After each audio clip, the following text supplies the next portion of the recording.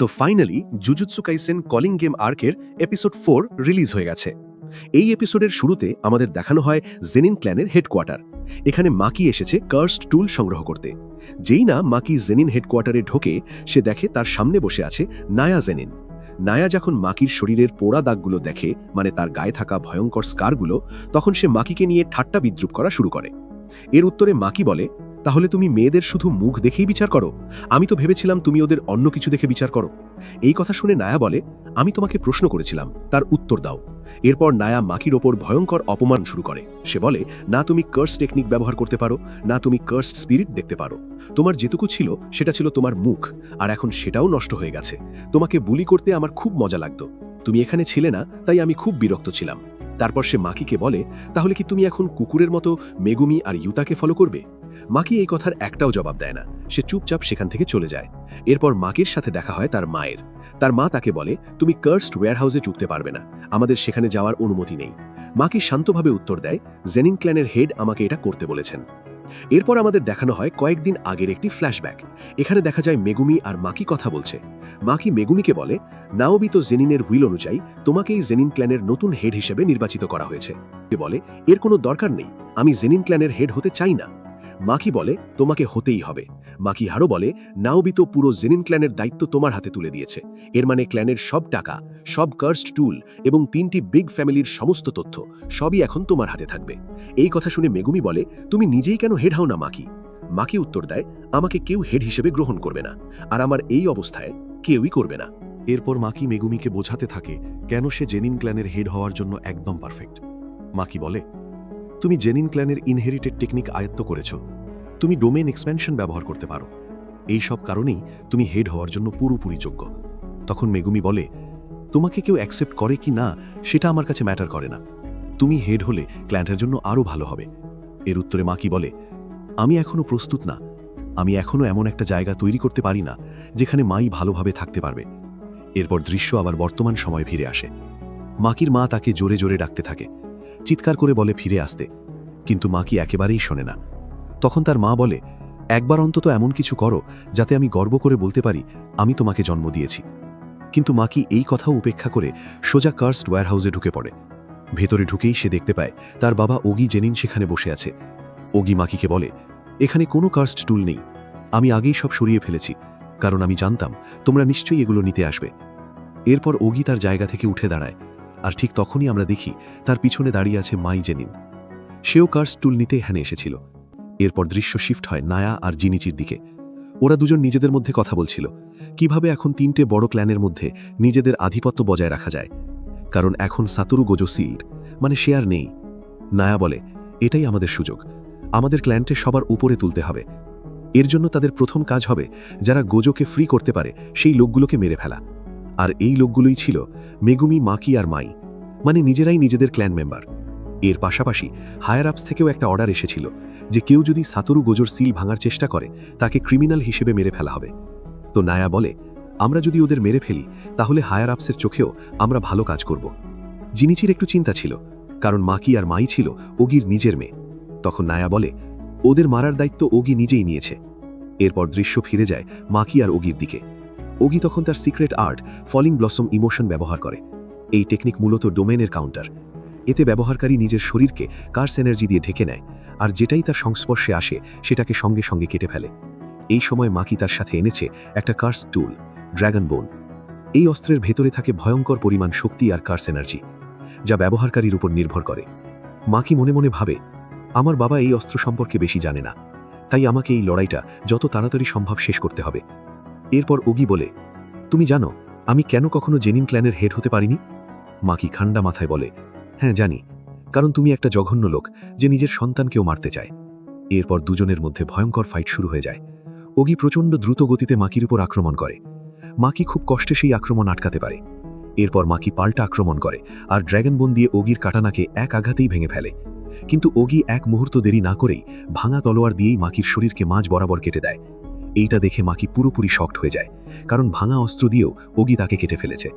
Oggy মাকিকে কেটে দেওয়ার পর ঠান্ডা গলায় বলে, আমি জেনিন ক্ল্যানের হেড হতে পারিনি, এর একটাই কারণ, আমার সন্তানরা ছিল সম্পূর্ণ মূল্যহীন। এরপর সে আরও বলে, আমার আর আমার ভাইয়ের শক্তির মধ্যে আসলে তেমন কোনো পার্থক্য ছিল না। কিন্তু তাকেই হেড বানানো হয়েছিল, কারণ তার সন্তান ছিল যোগ্য আর আমার সন্তানরা ছিল নালায়েক। ওগি বলে, তোমাদের কারণেই আমি জেনিন ক্ল্যানের হেড হতে পারিনি। এরপর ওগি মাকি আর মাই দুজনকেই টেনে হিঁচড়ে একটা আলাদা ঘরের ভেতর নিয়ে যায় এবং সেখানে ছুঁড়ে ফেলে। এই ঘরটাতে ছিল গ্রেড 2 এবং তার থেকেও নিচু লেভেলের অনেকগুলো কার্স স্পিরিট। ওগি বলে, এই ঘরটা ট্রেনিং আর ডিসিপ্লিনের জন্য। এখনও এই কার্স স্পিরিটগুলো আমার কারণে বাইরে আসছে না, কিন্তু আমি চলে গেলেই ওরা তোদের দুজনকেই মেরে ফেলবে। এই বলে সে সেখান থেকে চলে যায়। ওগি চলে যাওয়ার পর মাই ধীরে ধীরে মাকির ওপর হাত রাখে। মাই বলে, আমি জানতাম একদিন না একদিন এমনটা হবেই।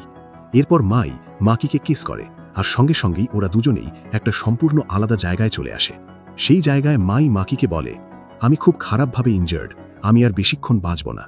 এরপর মাই উঠে সমুদ্রের দিকে হাঁটতে শুরু করে। হাঁটতে হাঁটতে সে বলে, কিছু পেতে হলে কিছু না কিছু অফার করতে হয়, আর কষ্টই আমাদের শক্তিশালী করে। এরপর সে বলে, কিন্তু এই নিয়মটা টুইনদের ক্ষেত্রে কাজ করে না। মাই মাকির দিকে ফিরে বলে, তুমি যতই হার্ডওয়ার্ক করো তুমি পুরোপুরি শক্তিশালী হতে পারবে না যতক্ষণ আমি বেঁচে আছি। আমার কাছে কাস্ট টেকনিক আছে, তোমার কাছে নেই, তবুও কোনো লাভ নেই। আমি যতদিন বেঁচে থাকব ততদিন তুমি মাকি ফুল ডেভেলপ করতে পারবে না। তখন মাই মাকিকে বলে, আমার সাথে একটা ওয়াদা করো বিক্সিস, ওয়াদা করো তুমি সবকিছু ধ্বংস করে দেবে। এরপর মাকির চোখ খুলে যায়। সে দেখে মাই আর বেঁচে নেই। ঠিক তখনই আমরা দেখি ওদের চারপাশে থাকা সব কার্স স্পিরিট মাকির ওপর আক্রমণ করতে যাচ্ছে। এইদিকে ওগি হেঁটে হেঁটে চলে যাচ্ছিল। হঠাৎ করেই সে থেমে যায়। সে অনুভব করে সব কার্স স্পিরিটের উপস্থিতি হঠাৎ করেই উধাও হয়ে গেছে। তারপর সে অনুভব করে একটা ভয়ঙ্কর শক্তিশালী প্রেজেন্স। এটা তো তোজি জেনিনের প্রেজেন্স। ওগি বুঝে যায় মাকির ভেতরে এখন প্রায় তোজির সমান শক্তি জেগে উঠেছে। ওগি চিৎকার করে বলে, আমি তোমার হাড়গুলো পর্যন্ত জ্বালিয়ে দেব। কিন্তু ঠিক সেই মুহূর্তেই এক চোখের পলকে মাকি এগিয়ে এসে ওগির মাথা কেটে ফেলে, একদম ইনস্ট্যান্ট। এরপর মাকি শান্ত গলায় বলে, চলো মাই থেকে শুরু করি। এরপর আমরা দেখি জেনিন ক্ল্যানে অ্যালার্ম বাজানো হয়। মাকি জেনিন মাস্টার ওগি জেনিনকে হত্যা করেছে।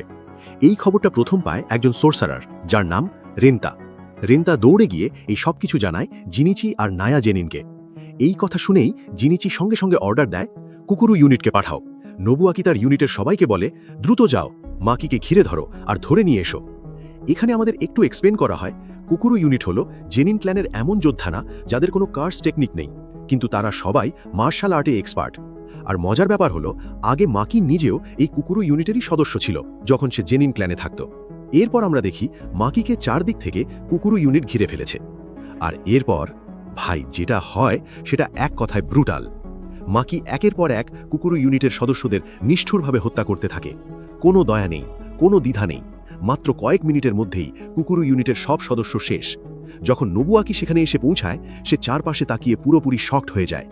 ঠিক তখনই আরেকজন সোর্সারারের এন্ট্রি হয়। তার নাম চোজিরো।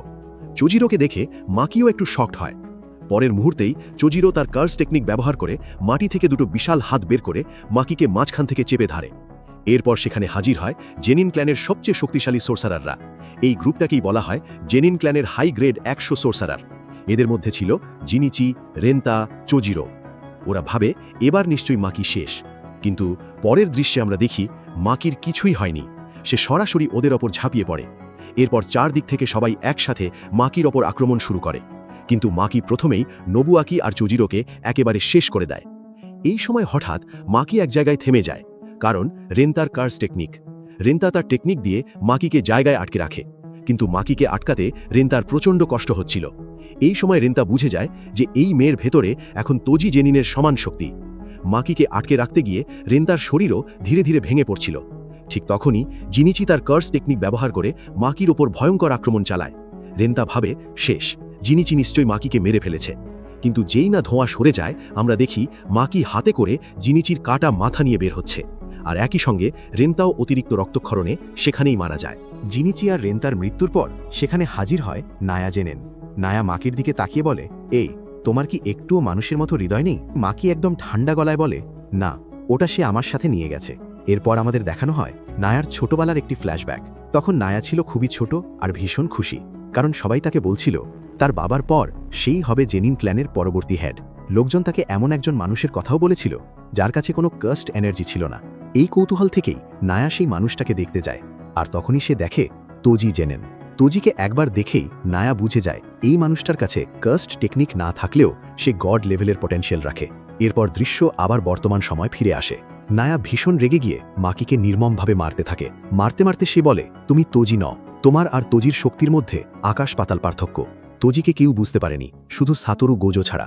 নায়া চিৎকার করে বলে, ওরা তোজি আর গোজোর পাশে দাঁড়ানোর যোগ্য ছিল, তুমি নও। ওদের লেভেলে দাঁড়ানোর মতো ক্ষমতা তোমার নেই, ওদের সমান হওয়ার যোগ্য আমি। এই কথা বলতে বলতে নায়া মাকিকে নির্দয়ভাবে পেটাতে থাকে। কিন্তু এই সময় আমরা দেখি মাকি একদম শান্ত, তার মুখে কোনো ভয় নেই, কোনো রাগও নেই।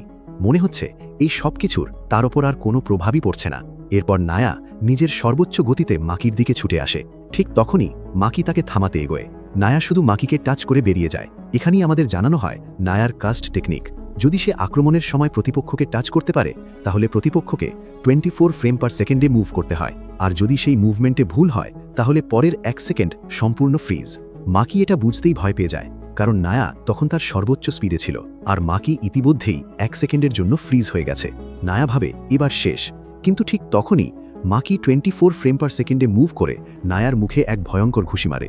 এই এক ঘুষিতেই নায়ার মুখের হাড়গুলো ভেঙে চুরমার হয়ে যায়। আমরা দেখি নায়ার মুখের গঠনই বদলে গেছে। এরপর মাকি তার মাকে খুঁজতে যায়। মাকির মা মাকিকে দেখে ভয়ে কাঁপতে থাকে, কিন্তু মাকি এবারও কোনো দয়া দেখায় না, সে নিজের মাকেও মেরে ফেলে। এরপর আমরা দেখি নায়া তখনও পুরোপুরি মারা যায়নি, সে নিজেকে টেনে হিঁচড়ে ভেতরের দিকে নিয়ে যাচ্ছিল। সে মনে মনে ভাবে, এই মেয়েটা আমাকে শেষও করতে পারল না। কিন্তু ঠিক তখনই পেছন থেকে আসে মাকির মা। সে তখনও জীবিত ছিল, যদিও তার অবস্থা ভয়াবহ। তার হাতে ছিল একটা ছুরি, আর সেই ছুরি দিয়েই সে সরাসরি নায়ার মাথায় আঘাত করে। নায়া সেখানেই মারা যায়। এরপর আমরা দেখি মাকির মা আফটার লাইফে গিয়ে বলে, আমি গর্বিত, আমি তোমাদের দুজনকেই জন্ম দিয়েছি। এরপর মাকিকে দেখা যায় মাইয়ের মৃতদেহ কোলে নিয়ে সিঁড়ি দিয়ে নিচে নামতে। সেখানে এসে হাজির হয় মোমো। মোমো বলে, এই জন্যই আমি তোমাকে ওখানে যেতে মানা করেছিলাম। মাকি মাইয়ের দেহ মোমোর হাতে তুলে দেয়। সে বলে, এখনো তোমার দায়িত্ব। মোমো প্রশ্ন করে, মাকি এখন তুমি কি করবে? কিন্তু মাকি কোনো উত্তর দেয় না, সে চুপচাপ সেখান থেকে চলে যায়।